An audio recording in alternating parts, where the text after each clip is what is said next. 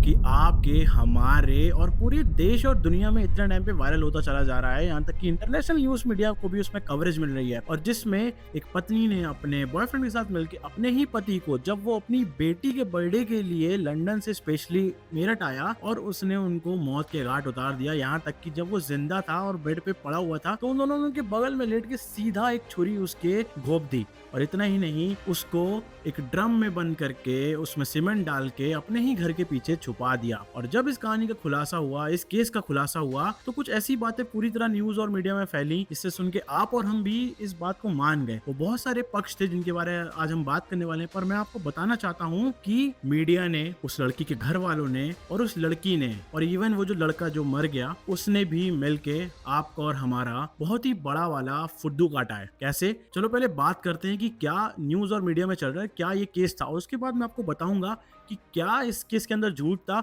और क्यों हम इतने बेवकूफ हैं कि हम रील के ऊपर जो भी देखते हैं उस पर भरोसा कर लेते हैं। तो चलो आज हम बात करने वाले हैं केस ऑफ सौरभ एंड खुशबू, जो कि मेरठ के रहने वाले थे। एक मिनट ऊपर। अरे मुस्कान ऊपर देखो। मुस्कान रस्तोगी ने अपने पति को पहले मौत के घाट उतारा, फिर उसकी लाश के टुकड़े किए और उन्हें एक प्लास्टिक के ड्रम में भरकर सीमेंट से सील कर दिया। तो भैया, मेरठ का सौरभ मर्डर केस एक ऐसी कहानी जो हाल ही की एक ऐसी घातक घटना में बदल गई जिसको सुनने वाले दंग रहते चले जा रहे थे, जिसमें से आप और हम भी थे, जो मैंने आपको बताया। ये एक पति पत्नी और बॉयफ्रेंड की स्टोरी है जिसमें विलन है मुस्कान, एक ऐसी वाइफ जिसने अपने प्यार से शुरू किया, घर वालों के खिलाफ शादी की, फिर एक नया बॉयफ्रेंड बनाया और अपने ही पति को इतनी बेरहमी से मार डाला कि लोग सोच में पड़ गए कि कोई ऐसा कैसे कर सकता है। तो चलो शुरू करते हैं, इस कहानी को जानते हैं और स्टेप बाय स्टेप सौरभ और मुस्कान का जो प्यार था उसके बारे में बात करते हैं। तो भैया, दोनों 13 साल के थे जब वो एक दूसरे को जानते थे और एक दूसरे से मिले थे। मुस्कान के नाना ज्योतिषी थे तो वहाँ पे आती जाती रहती थी और एक दिन वहीं सौरभ से मुलाकात हो गई उसकी। सौरभ छोटा था, थोड़ी शरारत वाला था, पढ़ाई में काफी अच्छा था और घर का सबसे छोटा बेटा था। तो भैया, अपनी माँ रेनू और भाई राहुल और बहन सिमरन का लाडला था एकदम, तुम समझ लो। ठीक है, मुस्कान को देखते ही उसको पसंद आ गई। मुस्कान जैसे उसने उसको देखा था उनके नाना के यहाँ, वो पसंद आ गई। ठीक है, पहली नजर का प्यार हो गया, दोनों की दोस्ती भी हुई, बातें शुरू हुई और धीरे धीरे प्यार इतना गहरा हो गया कि 5 साल तक चलता रहा। 18 साल के हुए तो दोनों ने सोचा अब शादी करनी है, लेकिन घर वाले नहीं माने। ऑल्दो उनको पता था बट वो नहीं माने। दोनों नाबालिग थे, कोई इजाज़त नहीं दी, कोई भी शादी के लिए रेडी नहीं हुआ। सौरभ ने अपनी पढ़ाई पे ध्यान दिया, मर्चेंट नेवी का कोर्स किया, समुंदर पे जहाज़ों का काम और लंदन की एक शिपिंग कंपनी में जॉब लग गई उसकी। नेवी का काम ऐसा होता है जो कि हमें आपको पता है कि भैया 8 से 10 महीने आपको अपने शिप पे रहना होता है, उसके बाद 2-3 महीने के लिए आपको छुट्टी मिलती, तब आप घर आते हो। तो सौरभ चला गया था। 2016 में सौरभ छुट्टी पे मेरठ वापस आया। मुस्कान से बात आगे बढ़ी, दोनों मिलते रहे, घूमते रहे, पूरा दिन बातें बातें करते रहे। सौरभ ने घर वालों को बोला कि मुझे मुस्कान से शादी करनी है, ये मेरी पसंद है और मैं एक दूसरे को इतने टाइम से जानते हैं हम लोग। लेकिन घर वाले फिर से तैयार नहीं हुए। मुस्कान उन्हें पसंद नहीं थी, सौरभ प्यार में पागल था। उसने घर वालों की बात नहीं मानी और मुस्कान के साथ 3 बार भागे वो लोग। पहली बार 2016 में भागे, पुलिस ने पकड़ लिया। घर वाले समझाने आए पर दोनों नहीं माने। दूसरी बार उसी के 3 महीने बाद फिर से भाग गए, 3 दिन के लिए गायब रहे, फिर वापस आए। तीसरी बार जब बालिग हो गए, मतलब मैच्योर एडल्ट हो गए, तो नवंबर और दिसंबर 2016 के बीच में दोनों ने शादी कर ली, जो कि शायद नहीं करनी चाहिए थी। बताता हूँ क्यों, स्टोरी पे बने रहना, ठीक है। और घर वाले लौट आए। अब घर वाले भैया क्या करें, मजबूरी में एक्सेप्ट करना पड़ता है।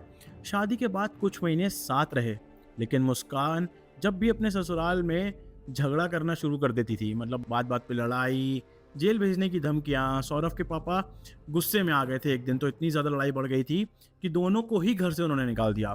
सौरभ ने तब जाके मेरठ में किराए का मकान लिया और वो लोग उस किराए के मकान में रहने लगे। और सौरभ नेवी के अपने वही मर्चेंट नेवी के काम से वापस से लंदन चला गया। हर महीने मुस्कान को वो लगभग 50,000 रुपए भेजता था, जो कि उनके ट्रैक रिकॉर्ड्स में भी है, और उसकी हर ख्वाहिश को पूरा करता था। 2019 तक सब अच्छा चला। इस साल सौरभ और मुस्कान की एक बेटी भी पैदा हुई, एक छोटी सी गुड़िया, जिसके आने से घर में खुशी भर गई। पेरेंट्स भी मानने लगे कि भैया अपने पोती पोते के साथ खेलना किसका मन नहीं होता, किस दादी बाबा का मन नहीं होता। और उन लोग की चीज़ें भी सॉर्ट होने लगी, लड़ाई वड़ाई थोड़ी कम हो गई। और बेटी के जन्म के बाद ऑब्वियसली घर वाले थोड़े नरम हो जाते हैं। राहुल, सिमरन, सौरभ की माँ रेनू ने मुस्कान को धीरे धीरे अपनाना शुरू कर दिया और रिश्ते थोड़े सी जान आ गई उन रिश्तों में। सौरभ अपने काम पे वापस लंदन गया।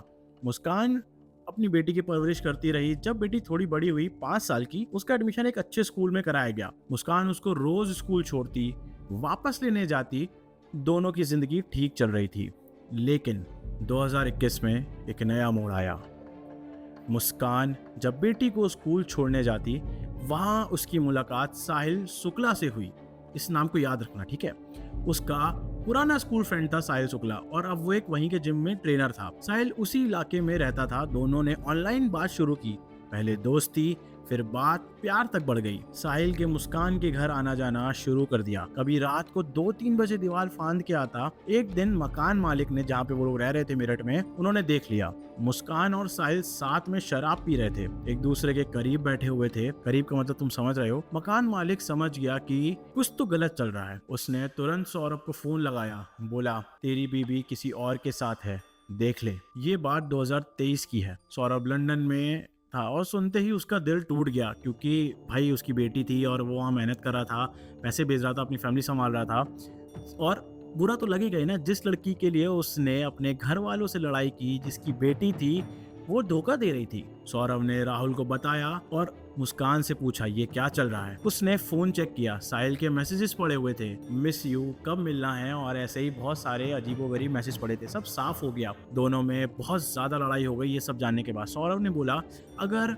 तुम्हें साहिल के साथ रहना है तो डिवोर्स ले लो। मुझसे ये नहीं सहा जाएगा कि मेरे पीछे तुम ऐसी सब चीजें कर रही हो। मुस्कान ने पहले झूठ बोला, फिर बोली, मैं साहिल से बात नहीं करूंगी, सब ठीक हो जाएगा। सौरभ को लगा शायद वो सच बोल रही है। उसने डिवोर्स लेने का आइडिया छोड़ दिया, लेकिन वो मर्चेंट नेवी का काम भी छोड़ चुका था तब तक। और साल भर दूर रहने की वजह से मुस्कान के साथ टेंशन सबसे ज्यादा बढ़ने लगी थी और वो उस चीज से तंग आ गया था। इसलिए उसने अपना लंदन वाला मर्चेंट नेवी वाला जॉब छोड़ दिया। याद रखना, ये मर्चेंट नेवी वाला जॉब। 2023 में लंदन में एक दोस्त के जरिए एक बेकरी में सुपरवाइजर की जॉब ले ली। थोड़ी आराम वाली जिंदगी जीने लगा और वापस अपने काम पे चला गया। मुस्कान को फिर से वही 50,000 रुपए महीने भेजता रहा, लेकिन मुस्कान वही करना था मुस्कान को जो उसने किया। उसने अपने पति से अपने 13 साल पुराने प्यार से झूठ बोला। 2023 से साहिल के साथ उसका चक्कर चलता रहा। दोनों करीब आते गए। साहिल बहुत बड़ा मतलब नशेड़ी था समझ लो, और यहाँ तक कि इसमें काला जादू, अंधविश्वास वाली चीजें भी थी और उसको यकीन भी होता था। उसके तुम हुलिये से ही देख सकते हो, ठीक है।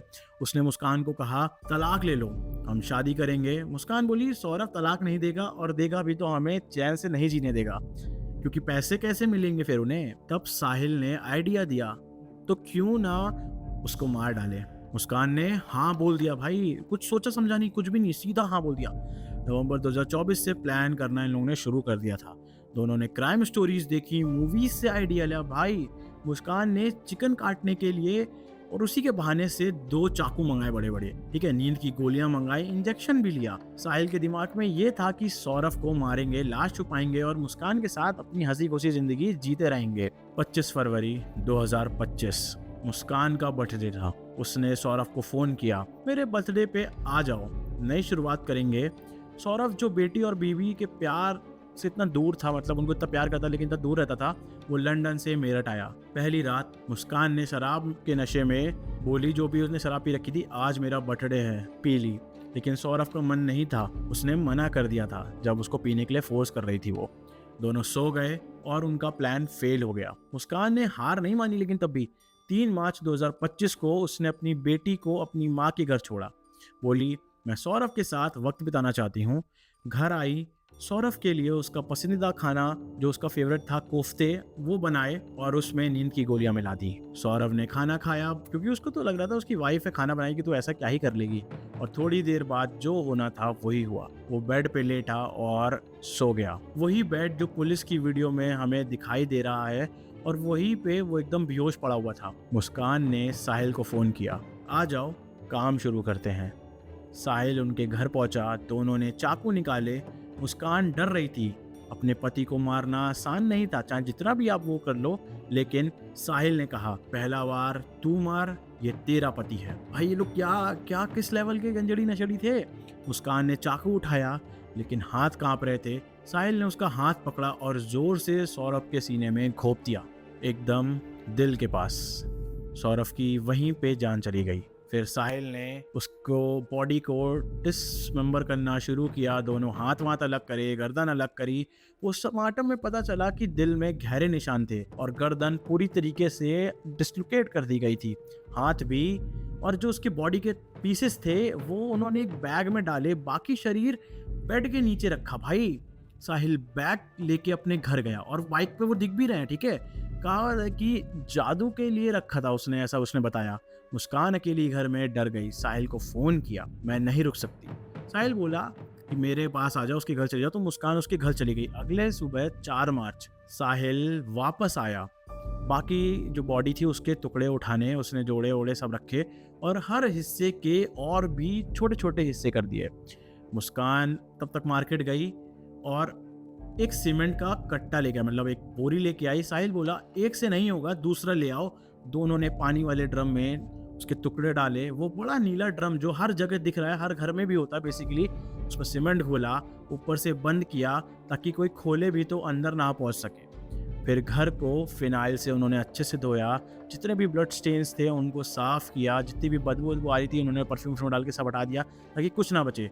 उनका प्लान तो ये था कि जो ड्रम था उसको नदी के किनारे फेंक देंगे, लेकिन भैया उनको थोड़ी भी अकल नहीं थी कि इतना सीमेंट भर दोगे तो ड्रम भारी हो जाएगा। इसी कारण की वजह से मुस्कान और साहिल ने सोचा कि इसको यहीं छोड़ देते हैं और सौरभ का फ़ोन और थोड़ा कैश वैश लेके भाई वो लोग शिमला घूमने निकल गए। सोचो उनका माइंडसेट, मतलब क्या माइंडसेट था। इधर सौरभ के घर वाले परेशान थे। सौरभ हर बार आता तो राहुल और सिमरन से मिलता। होली मार्च 2025 के पास भी कोई खबर नहीं। मुस्कान ने सौरभ के फ़ोन से मैसेज भेजा, मैं मुस्कान के साथ घूमने आया हूँ, होली पे नहीं आ पाऊंगा। 4 तारीख को हुआ था मर्डर, तो फिर ये बात कौन कर रहा था? 8 मार्च, 6 मार्च। ये दिखा सकते हैं एक बार, ये देखिए, ये सौरभ का नंबर सेव है इनके मोबाइल फ़ोन में। और अगर मेरे सहयोगी अनुज इसे क्लोज करके दिखाएं, आपने बताया 4 तारीख को मर्डर हुआ था और 4 के बाद आपकी बात हुई है ये 7 को। 7 तारीख को इनके मोबाइल फ़ोन पे ये मैसेज आता है, नहीं बीमार हो जाते वो। नहीं, मैंने उसकी बेटी के बारे में पूछा। अच्छा, उसको नहीं लेके गया घुमाने के लिए, तो वो मुझे बोल रहा है कि वो बीमार हो जाती इसलिए मैं लेके नहीं गया। और ये बात कर रही थी जबकि मर्डर तो पहले ही हो गया। इस तरीके पूरी चैट हो रही है, होली की देखो आप। शुभकामनाएं, और ये पूरी चैट हो रही है। और ये चैट जो है जिसमें होली की शुभकामनाएं से लेकर, ये उनकी बहन है, मैं आपको बता दूं, क्या नाम है आपका? चिंकी। जब तक किसी को पता ही नहीं था ना उनके घर पे, लेकिन सौरभ ऐसा कभी नहीं बोलता था। शक बढ़ गया। मुस्कान की माँ को भी टेंशन हुई। बेटी को इतने दिन पहले कभी नानी के घर नहीं छोड़ा था और सौरभ आया था पर बेटी से नहीं मिला। मुस्कान ने माँ को फ़ोन किया। इस बात को याद रखना, ठीक है, मुस्कान की माँ को याद रखना, मर्चेंट नेवी को याद रखना, फिर मैं तुम्हें आगे वाली चीज़ें बताता हूँ। तुरंत पुलिस को खबर की। राहुल और सिमरन ने 18 मार्च 2025 को FIR दर्ज करी उनके भाई बहन ने। मुस्कान पे पहले से शक था। साहिल का अफेयर भी सबको ही पता था क्योंकि इतना बड़ा चीज़ छुपती नहीं है। 19 मार्च को पुलिस मुस्कान के घर पहुंची। घर एकदम साफ था, फिनाइल की खुशबू आ रही थी, कोई निशान नहीं था। लेकिन बैकयार्ड में गए, इतना बड़ा ड्रम रखा हुआ है, वो भी ऐसे ही खुले में। एक कांस्टेबल ने छुआ, बोला ये तो हिल भी नहीं रहा है भाई। 5-6 पुलिस वाले मिले, जोर लगाया और ड्रम अपनी जगह से नहीं हिला। इतना भारी था कि सब हैरान रह गए। इंस्पेक्टर ने कहा इसको खोलो, कुछ तो गलत है क्योंकि इतना भारी ड्रम कौन भर के रखेगा। ड्रम को जब उन्होंने तोड़ा, मैं आपको बता दूं कि 5 से 6 लेबर लगे थे उस ड्रम को तोड़ने में। उसको सिर्फ 2.5-3 घंटे तोड़ने में लग गए, ठीक है। और जब फोरेंसिक में गए तो उनके 14 बॉडी के जो पार्ट्स थे उसको एक्सट्रैक्ट करने में उस सीमेंट से 7 से 8 लेबर्स को 4 घंटे लग गए। इतनी दिन पुरानी रास्ते, इतनी बदबू आ रही थी कि पुलिस वाले, मतलब उनका वहाँ से हालत ख़राब हो गई जाना। मर्डर कंफर्म हुआ, चाकू के निशान मिले उनकी बॉडी से और पर्स में जो था वो मिक्सर भी मिला। वीडियो बनाया गया जो बाद में न्यूज़ में आया और अभी आप देख रहे होंगे उन सबकी वीडियो हर जगह वायरल है। और ये बात भी याद रखना, न्यूज़ वाली बात, 3 चीज़ें।